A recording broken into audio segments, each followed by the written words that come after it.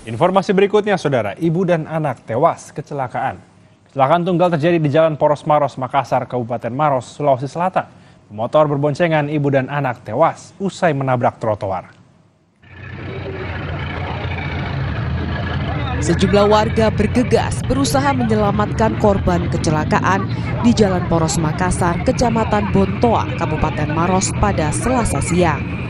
Dari video amatir terlihat dua pengendara motor yang terluka parah langsung dibawa menggunakan kendaraan bak terbuka. Kecelakaan maut ini sempat terekam kamera pemantau.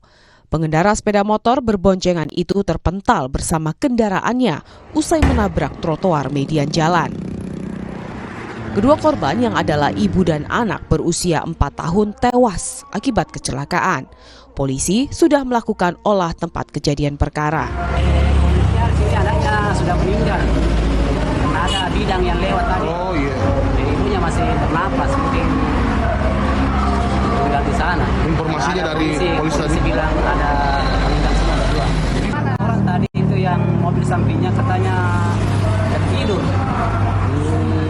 Kaget ya.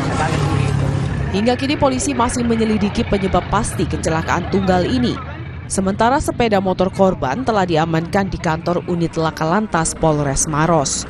Hamid Aziz, Kompas TV, Kabupaten Maros, Sulawesi Selatan.